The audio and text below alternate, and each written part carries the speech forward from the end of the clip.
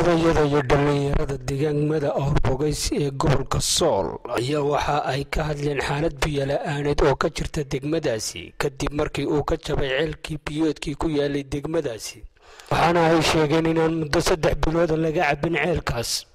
isla markaasina waxa ay codsi u direen dawladda hay'adaha samafalka in ay la soo gaaraan gargaar degdeg ah waxaana hadaladoodii ka mid ahaa sida tan halkan waa ceelkii Awrbogaysed waxaanu saxaafadda u qabanay inaanu baahida ceelka iyo dhibka ka jira aanu u sheegno ummadda ee arrimahaas ku shaqale oo dhanba wax ka qaban kara muddo badan dawaatay abaartii badnayd ee kala hore dhulka haysay halkan sidii roob fiican uma helin marka xoogaa yar oo ugu dhaweyd xoogaa helay laga reebo awil marka ceelkan baa dadku iskaga fadhiyo wixii meesha jooga ay dad iyo dunyaba ay biyaha ka hel jireen ceelkii marka uu naga jabay hadda marka aad iyo aad bay runtii dhibaatadu hadda ugu badan tahay iyo biyo la'aantu dadkuna dee waa dad iska fara badan baa ku jira magaalada oo aad iyo aad u badan waliba ay ku badan yihiin dadkii xooluhu ka dhamaadeen biyowgaas qaaliga ah iyo dhulka laga keenayana aan iibsan karayn dhaqaalena u haysan marka ceelkaasay dayriyo yar haystaan iyo dee naftoodaba ay ku dhaqnaayeen oo meesha ku joogeen waxa meesha lagu fadhiya ceelkaas baa runtii ceelkii markaa waa naga fadhiya hadeer in ilaa 3 bilood iyo meelahaasa wax gurmadana maanu helin oo meel la ka yimaada marka qolyaha biyaha iyo hay'adihii biyaha iyo samafalka dadka maaragtay ka shaqayn jiray waxaanu leenahay waraalkaasi dee waa fadhiyaa ha loo soo gurmado wixii laga qaban karo laga qabto runtii ragii ka shaqayn jiray qaar baa hadeer maqan oo qolyaha maaragtay biyaha iyo ka shaqayn jiray ku maqan ha loo fududeeyo baanu leenahay oo arrintaas arrin jirta weeye ay ka hadlayaan nimankii halkan joogi jiray waxa lagala qabto oo dee naloo dhegan uulaado ummad dhan baa meesha ku dhaqan oo ceelkaas maaragtay ku tiirsanayd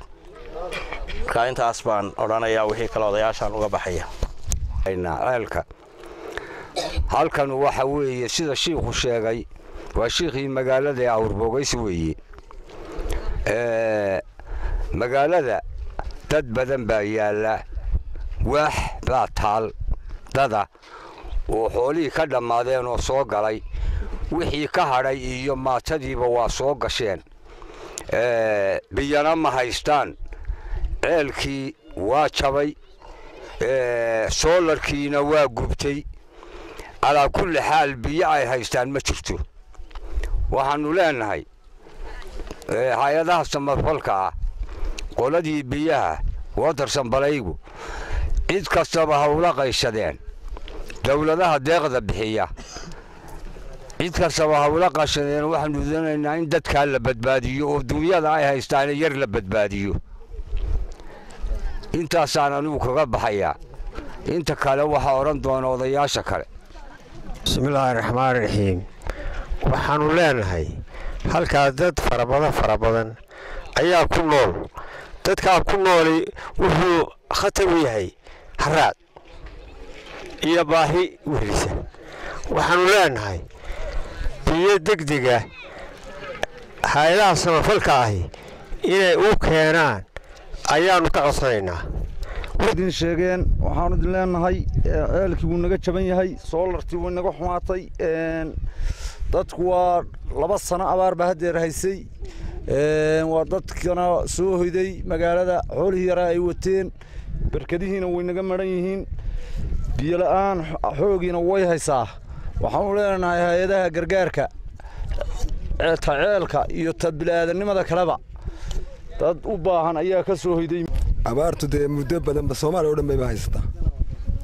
ilaa ma mahadle marka saa darteed ceelkii Orbogays waa jabay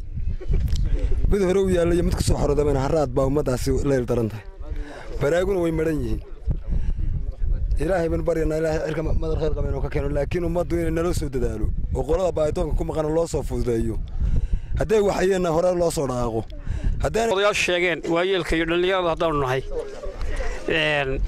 ceelku waa jaban yahay dadkii waa nool yihiin dad iyo dunyada haraad baa loo liitaa maashindadii ka cadjeeda haraad loo liitaa waa wax kale hay'adaha iyo hadii la kala dhigay wixii dadka ka naxaya waxaanu leenahay biyaha naloo soo gaaro aad iyo aad halka kan waa magaalada Orbogaysed waa riigii oo ceelkii oo naga jabay sida culimada iyo odayaasha iyo dhalinyaradu idin sheegeen waa si dhaba waana si xaqiiqo ah soolarku naga xun yahay ilaa matoor ilaa soolar wixii marba isla dameen dadka meesha ku dhaqan ama miya ka soo hoydo xoolo ka dhamaadeen ma hore u yaalo dadkaasi haraad buu la liitaa وعبدالله محمد كارشة عبدالله ياسد تيفيق قرن كسومالي لان أوربوغيس